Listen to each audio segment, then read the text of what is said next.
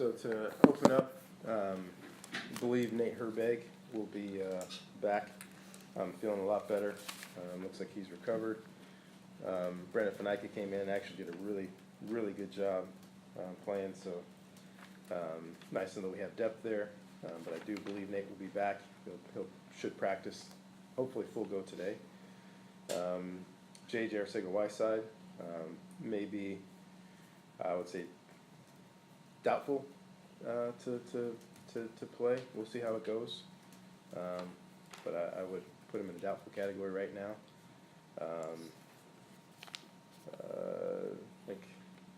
But Terrence Alexander or Branch or both looks like are still down. Terrence Alexander is close, but not completely back yet. Still working through and trying to get back. Branch will probably be another week or two. But once again, with injuries, we're always going to be cautious. When guys come back, we want them to stay back. So we'll go as slow as necessary for those guys. how about Keller Christ? Keller's cleared to go. Thanks for that segue. On the quarterback front, you will definitely have more questions than I will have answers for you, purposefully. But as of right now, you should expect to see both quarterbacks in some fashion. And on that note, I don't pay attention to what's said, and I can imagine. The one thing that I don't do, with most of you people know in this room, is I don't sway with the wind. We've had quarterback situations before. We're going to play our style of football. We're going to play it well. The guys that earn the right to play will play. It wasn't too long ago that everybody was calling for Keller Christ and earned his starting job. Finished last year undefeated as a starter. He's got a very good touchdown to interception ratio for his career. Played well early in the season. Did not play as well against San Diego State, which of course is what most people will remember. But I'm not going to throw away all those other great moments. Thought he threw the ball extremely well against USC. 2 third-down rockets he threw to Trenton Irwin, and a big bomb down to J.J. Arcega-Whiteside. He gets down the red zone and a touchdown pass. So I'm not going to forget about all those things. And at the same time, KJ Costello, with a shorter sample size, came in and played well. Directed the team, threw the ball well, showed mobility. So that's just where we are right now. We've got a senior captain who's won a lot of games for us, that's going to play, and a young quarterback that's just starting his career that we will find a way to play also. How will you divide the reps this week between the two? That's one of those questions that I don't have answers for. Okay. And the other thing is, it's a hypothetical, assuming they both look good this week, and however many reps they do get, who will start? That's a great question. Okay. It's a great question. Now, for me, which I believe both men are strong enough to handle, and I think our team is strong enough to handle also. There's nothing wrong with guys competing now. There's nothing wrong with going out there and give it your best at all because the other guy's playing well. I'm okay with that. I'm okay with that. Love both guys. Fired up for both guys. Want both guys to be successful.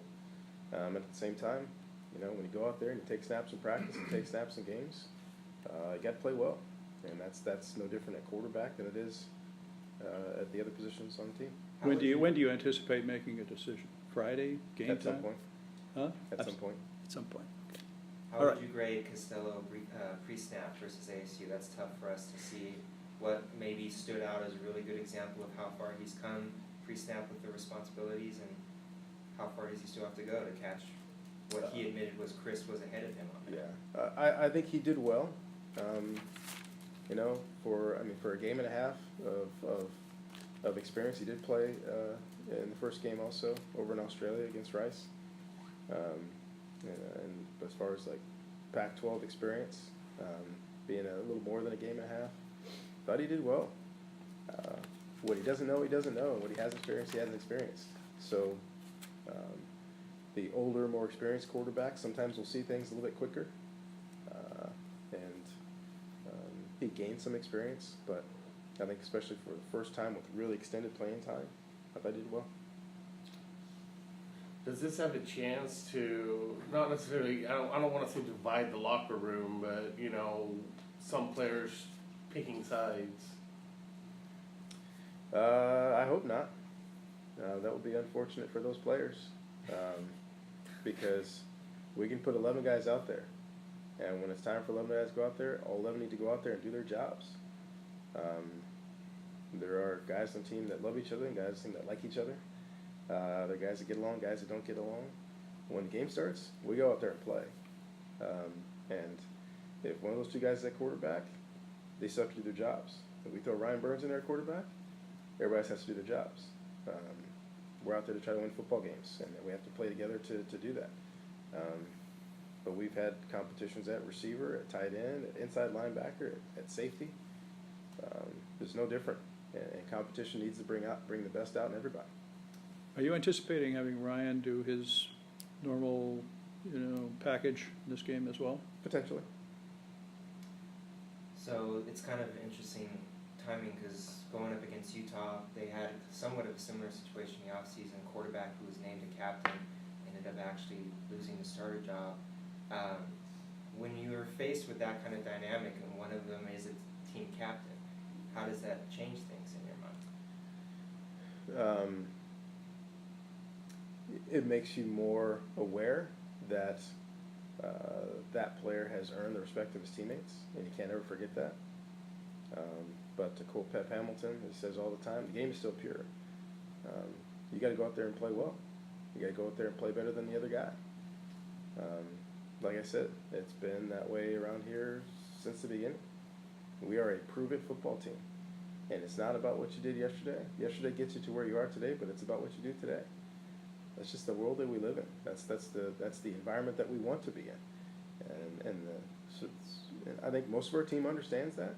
We may have some young guys that are learning that, but the moment we don't play guys based on production, now I'm doing everybody a disservice. So I'm great at giving opportunities to guys that earn them, but once you earn the opportunity, you earn the opportunity to perform. And you have to perform. So I'm never going to back down from allowing guys to compete. And before kind of moving more towards the finer points of the ASU game, there was something that stood out. There was a play later in that game when their number 4 on offense delivered a hit to one of the defensive players right at the point of contact that would have been called for targeting if it had been a defensive player making that hit. If you could talk about the fact that it seems to only be a call against defensive players when a concussion is a concussion, no matter who hits who. So the rule is able to be applied Yeah. to offensive players. It is very rare. I've really only seen it once. I want to say it was an NFL game a few years ago. But it is able to be applied, and it's hard to see sometimes. But yeah, if the guy rears his head back and uses that as a weapon, it is able to be applied. But it's not naturally what we think. We typically put the onus on the defensive players, which for the most part, 99% of the time, it should be on the defensive player. And that 1% shows up, and it may or may not get called, and it most likely won't get called. But that is one of those things that we talked about on the sidelines, we talked about with the referee. Really kind of saw it the same way, and he decided not to throw the penalty, and I understand it, but I think that's a continuing conversation.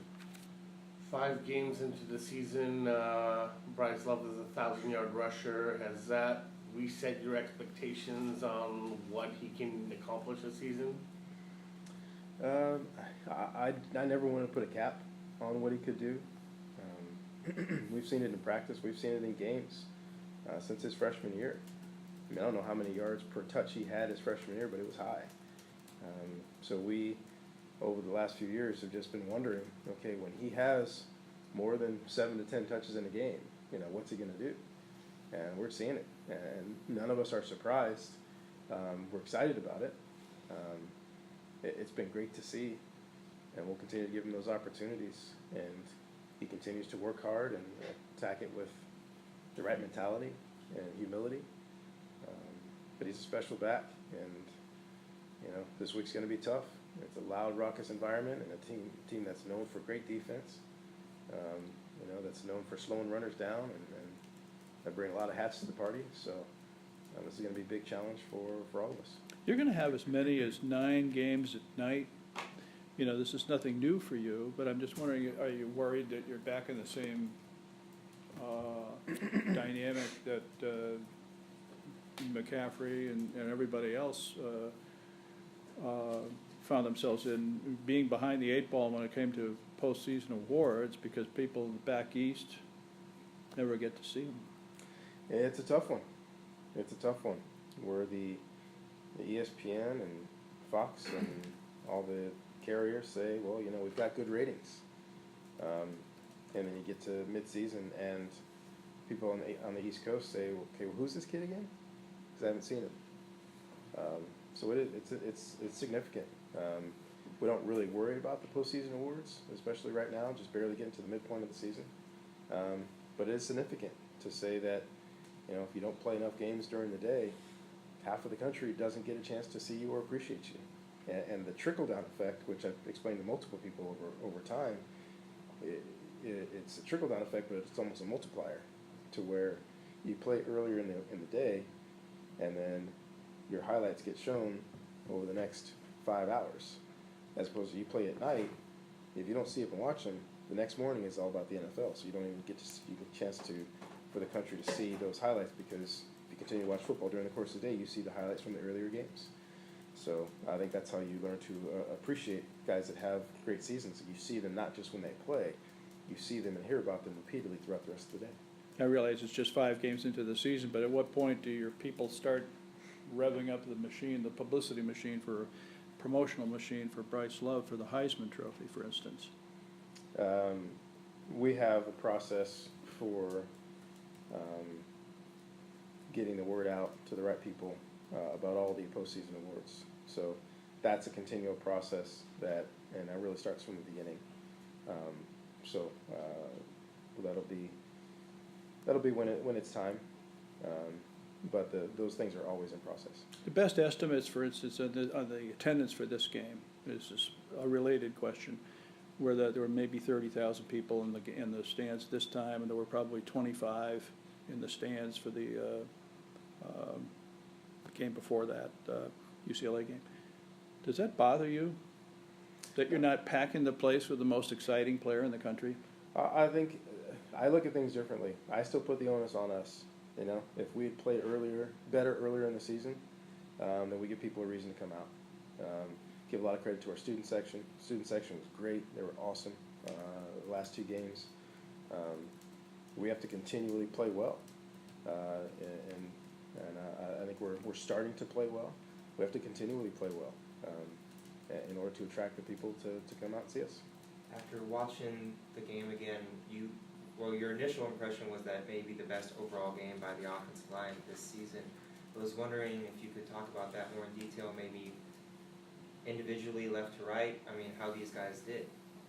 After watching the film a few times, it was the best complete game by the guys up front. A lot of credit to Mike Bloomgren, the work that he's done with those guys. After a couple games and a little shuffle and getting guys comfortable and working on techniques, etc. Very good and physical up front against a defensive front that moved a lot, and there are a lot of adjustments that need to be made. And at the same time, it was our best pass protecting game as well. Guys were good pass sets. The quarterback had time. I think about that. Unfortunate that we got the fumble. We fumbled the ball, but KJ Costello was able to slide and take 2 hitches and sit in a clean pocket and find Dalton Schultz down the middle. That didn't happen earlier in the year. So we have guys that have worked extremely hard. They know how vital it is, and we've challenged them up front to be better pass protectors on top of being very good run blockers. And this past game was their best, and they also know we're going to need more. We're going to need more. They got to be better this week. In a loud environment, we're going to have communication issues, very big physical front, large human beings. They're going to have to block and keep away from our quarterback and find lanes for our runner. So How often does it? I'm sorry. Sorry. How often does it happen that a guard like David Bright pulls, like on the third Bryce Love touchdown and has nobody to block because the play is so well blocked by his teammates. Well, that's one of those things when you play against a defense that moves a lot. Sometimes they slant into the play and make it difficult. Sometimes they slant away from the play and help you out. We're just glad Dave got out of the way so that Bryce could have a clean run, because when the play started, the biggest obstacle Bryce had was taking right. So thankfully he moved to the side a little bit, and as he said, he felt a gust of wind pass by him wearing number 20. You guys are finishing drives a lot better this year. To what do you attribute that? Well, a lot of it is old number 20.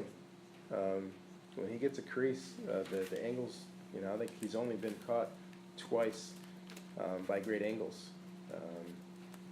this year. So the rest of those, he's been able to finish, and we've been able to get down in the red zone and be more effective in the red zone, both running it and throwing it. Dalton Schultz has been really good down there, and our play action passes on the goal line. And Cameron Scarlett has been very good inside the 5-yard line. So the combination of those guys, and JJ making a few red zone catches for touchdowns has been big. We'll love to get one more at the end of the half. KJ slightly overthrew Donald on one, and then the ball just tipped off of Caden Smith's fingertips at the end of the first half. But besides that, I think we've been aggressive and effective in the red zone. Joey Alfieri had, at least statistically, his best game of the season thus far. This might not be the right way to phrase it, but how close is he to no longer being an outside guy playing inside? He's an inside linebacker, and much like we talked about with KJ, it's just experience. It's time on task, 1,000 hours, whatever you want to call it. And he's gotten better and better and more comfortable and more comfortable. And this game, he played fast, which you can play fast when you're comfortable. You can play fast when you're confident. You play fast when you have some experience and you recognize things quicker. And you learn to trust your instincts because you develop those instincts through repetition. So it was great to see. It was great to see him play a little looser, a little freer, and a little more confident, and go in and finish some tackles. I think he'll continue to progress there. Justin Reed, his father ran track at LSU. His brother was a standout safety at LSU. How did you convince him to come to Stanford? Well, those two guys that you mentioned were a big help too. Eric was a big part of the recruiting process. Just the fact that Eric was out here, and the fact that Eric has been around so many Stanford people, being in the Bay Area, and knew how powerful this experience was here, and relayed that to Justin. And so this is not just going to college, this is a special place. And Justin was an outstanding student. And when he started to get interested and found out all the different things that are available to him here, he got really excited and became a natural fit. And, for when his parents had a lot to learn about Stanford. And it was tough, because there's a big difference, a big distance as well. But the more that they learned about what was available here for their son, knowing their son and knowing that he's got more interest than just football, this really started to feel like a natural fit. What have you seen from him this year? I mean, 4 interceptions, one away from being, number 1 in the nation. Is he a ball hawk? He's got unbelievable instincts. Combine that with a ridiculous work ethic. And I give a lot of credit to Dwayne Aquina and the environment of our defensive backs right now. These guys study it. They talk it all the time. They're around each other all the time. They watch film together. They want to understand not just the defense but the offenses. So they're studying the offenses and looking at route combinations and reading quarterbacks. And Justin's got that athletic ability combined with his instincts that when he sees it, he goes so fast. He passes his own teammates sometimes and gets there before guys that were closer. And he's just got a great sense for taking the ball away. What is Bo Peak's status? Bo is on a bit of a medical leave right now. Anticipate him coming back at some point this year. Our guys have been communicating with him, and he's doing really well. But we anticipate him coming back at some point, hopefully during the academic year. Does he make trips during the games when you're in that status? Is he traveling with you No. guys? No. Did you notice on the Arcega-Whiteside the great catch that he made on the sideline despite the pass interference by that defender in the play that you got hurt on, unfortunately? He took his helmet off, and because he was in pain, one of the ref announced he's got to sit out the next play because his helmet came off in the play. Did you notice that? Yeah. I've never. It's I mean, an are you announcement that watching the game? It's an announcement that they have to make. Because a lot of times that'll happen because the guy will get poked in the eye. You know, your helmet kind of comes off kind of during the course of the play or even like right after the play. They have to make that announcement so they don't know if he's really injured or if it's just like a momentary thing. So I understood that, and that was the least of our concern. Yeah. I was wondering, we talked about this after the game, if I might be remembering incorrectly, but in the third quarter, Arizona State went on offense, went 3 and out, interception on fourth play, 3 and out. That might be. Just if you could talk about the work up front by the guys after halftime and also what Lance and Tyron and others worked on. Well, the biggest thing, the first half, they had some long drives that converted some big third downs, ran the ball, not necessarily explosively, but they ran it efficiently, and they covered a lot of ground. And we had talked about squeezing those holes and not allowing those guys to get yards after contact. Got a very good physical running back that you're going to see play on Sundays. So I think that was big for them to mix up their calls. That's the thing. You got to mix up your calls against those guys, and they can't get a beat on you. So you got to mix up your calls. You got to change what you're doing, but remain sound, and put it on the players. And those guys went out there and they played with an attitude that second half that they were not going to let this team drive the length of the field. And that third quarter was big for us. Harrison Phillips said that one of the key reasons was that you went to more base defense in the second half. Is that accurate? Yeah, we still changed it up a little bit. And helped Elijah Holder coming back, and feeling like especially with our 2 starting corners, we can load the box pretty well and feel good about those guys playing outside. So, being a little bit more base to be able to not just put more guys in the box, but change up what we're doing up front a little bit, made it more difficult. How's it going to be to prepare for Utah, kind of not really knowing which quarterback you're going to get, and one of them has over 200 yards rushing this season? Well, whoever they play there is going to be an athlete, and a potential runner. So we have to be very, very conscious of the quarterback position in the running game. But it's still about our preparation. It's about our rules and responsibilities, about our guys playing together, running the ball and tackling. We can't get away from the fundamentals. The games that we have tackled well are the games that we play well. So we've had guys get to the party early in the season and not get guys down the ground. In the last few games we've been able to. So that's our focus. Our focus has to be on us. We know whoever plays quarterback is going to be able to run, and we have to account for that. Another question on Utah, and specifically Darren Carrington. How do you feel? What's your philosophical approach on when a player is booted off a team at one school and gets to come back right away the next year in a transfer situation and come back and play for another school in the same conference? Did you have any opinion on that? Not necessarily. I had different kinds of transfers. They're graduate transfers that we know can play right away. We've benefited from that. As far as discipline is concerned, as long as the 2 universities, not just the football programs, as long as the 2 universities are understanding of everything and communicate about what was done and the process for being admitted and setting expectations for behavior. That's not for me to comment on. If everybody's comfortable with the situation, then I'm comfortable. And I'm still always cognizant of the fact that these are still young people, and they grow, and hopefully, and they learn, and they make mistakes, and sometimes they make bad decisions, which is different than making mistakes. It's 2 different things.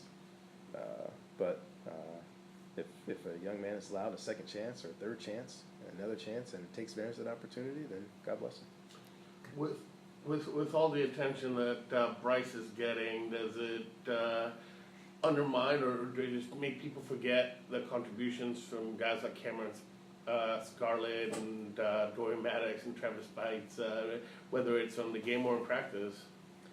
You know, I think Bryce especially does a great job of lifting up his teammates, recognizing that this is a team attention and trying to put it back there because he also knows he's made some unbelievable runs. This past, I made our guys count at least 25 broken tackles In this game? in one game. Never seen that before. And that might be on the low end. We might have missed 2. 25 broken tackles in one game. So he has done a lot on his own, but there are also 5 or 6 big plays in that game where he gets the ball and he's got a clear highway. So he recognizes what Daniel Marks has done, what our 5 guys have done up front, what our tight ends have done on the end of the line of scrimmage, which is vital to our running game. And then you don't make big plays if the receivers don't block down the field. And you see, Trent Irwin making a big block down the field inside the 10-yard line to spring Bryce for a touchdown. You see Donald Stewart getting a knockdown block, a game ago, pushing a guy into a pile so Bryce can break out. JJ was big this past game, running all the way across the field, getting in front of Bryce for big plays. So you don't make those big runs without guys blocking. So Bryce recognizes that and is giving his guys a lot of love for the effort that they're giving him. Oh, go ahead. Sorry, this is actually kind of going back to graduate transfers really quick, but as it pertains to Stanford, I was wondering if there's a process you guys have for keeping an eye out for anyone who might be a good fit in that way, or is it more of they reach out to you guys? I know you can't get into specifics about certain guys, but It is very, very difficult yeah. here, as you can imagine, because regardless of what they've done in college, their high school transcript comes into play also. What have they been prepared to do, as well as what did they do at a university? So the hoops to jump through are many, and they are not big, so not everybody can fit through them. So it's a very difficult process, which is the reason why we've had one. And we may have another one at some point, but it has to be a position of need for us to a certain degree. And at the same time, it has to be someone who's willing to jump through those hoops, who's got a great academic background, who has a program that they want to study here and has to get admitted into that program. Brendan Scarlett was the one guy that we come across that fit all those criteria. And he was excited about the program that we had here, and he'd done extremely well at Cal, extremely well academically in high school, and was a viable candidate. And they were excited to have him in the program, and he did a great job in the program too. What gives you the most optimism that you guys can take what you've done the last 2 weeks into the environment that you're facing on Saturday? That they haven't been easy, that they've been difficult. There were a lot of tough things our guys have kind of stomached and put on their shoulders, both from USC, from San Diego State, from UCLA, from Arizona State. I think we're a little more battle tested now than we were earlier in the year. For a lot of guys that hadn't played a lot, so I think we have the right mentality. There are a lot of guys that are going to line up on Saturday that have never been in an environment like this. So there's still that little bit of, it may take a quarter for some guys to get used to what we're doing, what we're facing. That's always in the back of my mind, which is why we'll crank the noise up, and we'll amp up practice as best we can to try to simulate it, but the simulations are never like the original. When your players were counting up missed tackles on Bryce Love this game, how did they count the play when he dragged Chase Lucas 25 yards, and he got credit for the tackle, but So the initial interaction between the two of them counted as a missed tackle. there you go. He had an opportunity to tackle him, and then he didn't tackle him, and he tackled him 15 yards down the field, which happened multiple times. To where there's another one where one of the multiple plays where Bryce broke 4 tackles on one play, which once again it's like chuckle while I'm even saying it. There's one he broke a tackle at the line of scrimmage. He broke a second tackle, a third tackle, and a fourth tackle, and the guy who missed him the second time made the tackle. So But that's what you get with a dynamic football player, an outstanding football player, and you know, a guy that's playing at a high level. David, what makes Utah's defense so successful? Do they do anything differently? Just good athletes, schemes? They've got a great combination of size and athleticism. I mean, they are big up front. They're big, they're physical, they're hard guys to move. We like to move people on our double teams. These guys are hard to move. You combine that with some pretty effective disguises. You know, where it looks like it's too high, then it becomes single high. It looks like it's not going to be a blitz, and it is a blitz. It looks like it's going to be a blitz, and it's not a blitz. And particularly in a place with such noise that they know that you're going to have a tough time communicating. So those late rotations, effective blitzes. Hopefully, you know, they get the quarterback to hold the ball for a split second, so those blitzes get there. In the running game, you know, like I said, they're tough guys to move, and they run to the football. So, as has been said many times over the years, and both from myself as well as from Coach Whittingham, you know, there's a lot of things that are very similar in our two programs. We want to be physical up front on the offensive line. We want to run the football with effectiveness. We want to stop the run on defense, and we want to dictate the physical level of the game.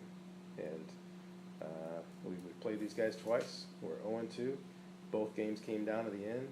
Both games, I think both teams kind of walked away from kind of with a lot of respect for the team across the way, because there are a lot of things that are very similar on how we practice, how we work, and how we play. Going back to Justin Reed, is there a comparison, somebody he reminds you of? That's a great question. I will not say Eric Reed. I don't want to start that. But that's a good question, because I mean he's a combination of so many guys. You know, physical like Delano Howell, you know, but ball skills like Ed Reynolds. You know, the ability to jump those routes and take the ball away is, you know, Ed led the nation in interception return yardage, I think his junior year. So I think he's a combination of a few different guys. But the versatility is really kind of what throws it all into another category, whereas he's an outstanding nickel. So he's a strong safety, he's a free safety, he's a box safety, he's a nickel, defensive back, he's a great blitzer. So it's kind of the whole package. And then you go and you watch him, and he's one of the hardest workers on the football on the team also, which says a lot about his character. Thanks, everyone. Appreciate it. Thank you, Coach. Thank you. Yeah.